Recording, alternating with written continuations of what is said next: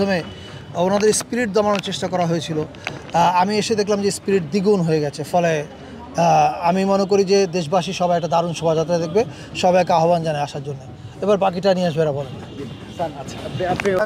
শত্রুর মুখে ছাই দিয়ে ইনশাল্লাহ এগিয়ে যাব। মানুষের পরিশ্রম এবং আল্লাহর উপর ভরসা, আমরা এগিয়ে যাচ্ছি। আপনাদের সহযোগিতা দরকার, বিশেষ করে আমাদের ছাত্র শিক্ষক যারা আছেন, আমাদের শিল্পী সমাজ এই চারুকলার ক্ষেত্রে। আমাদের যাবতীয় সীমাবদ্ধতা আমাদের নিজস্ব সীমাবদ্ধতা, নিজেদের মধ্যে যদি আমাদের কোনো সীমাবদ্ধতা থাকে সেটা আমরা নিজেরা আলোচনা করে ঠিকঠাক করে নেব। এই মুহূর্তে আমরা একটি জাতীয় দায়িত্ব পালন করছি, ঢাকা বিশ্ববিদ্যালয়ে পালন করছি, কিন্তু জাতির তরফ থেকে আমরা চাই আমাদের উদাত্ত আহ্বান সবাই আমাদের সাথে থাকে।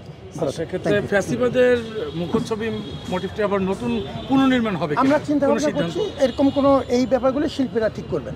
আমাদের এখন প্রস্তুতি পর্ব, আমরা পেছন থেকে তাকাতে চাচ্ছি না, সামনে তাকাতে চাচ্ছি, শিল্পীরা ঠিক। প্রথমত আমরা তো আপনাদেরকে নিয়মিতভাবে আপডেট করছি, আপনারা আমাদের অত্যন্ত গুরুত্বপূর্ণ অংশীজন। আমরা তো সময়ের বিপরীতে কাজ করে যাচ্ছিলাম, খুব অল্প সময় ছিল, পূর্ণ প্রস্তুতি চলছে, এখনও দেখতে পাচ্ছেন। একটা বাধা এসছে, আমরা সে বাধা অতিক্রম করে এগিয়ে যাচ্ছি এবং সবার সহযোগিতা চাচ্ছি। এই ধরনের কাজে কিছু বাধা বিপত্তি থাকবে, কিছু ষড়যন্ত্র থাকবে। আমরা শত্রু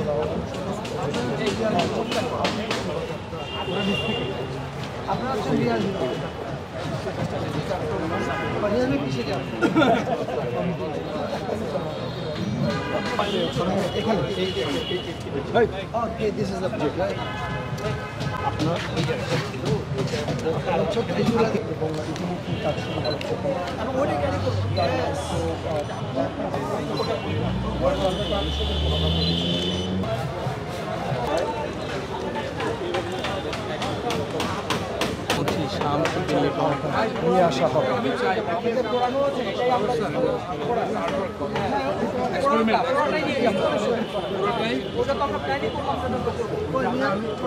এবং বিকেল পর্যন্ত যারা চারুকলায় আনন্দ শোভাযাত্রা আয়োজনে যারা ছিলেন এবং কর্তৃপক্ষ রয়েছেন, তারা অপেক্ষা করছিলেন যদি সরকারের পক্ষ থেকে আবারও অনুমতি আসে যে স্বৈরাচারের যে বুখাকৃতি যেটা পুড়িয়ে দেওয়া হয়েছিল সেটি পুনরায় আমরা সন্ধ্যায় যেমন মার্চ ফর গাজার কর্মসূচি শেষ হয়ে যাওয়ার পর তারা প্রচণ্ড পরিশ্রম করেছেন গত এক মাস এবং গতকালকে যেই দুর্ঘটনার মাধ্যমে, দুর্ঘটনা তো বলা যাবে না, নাশকতার মাধ্যমে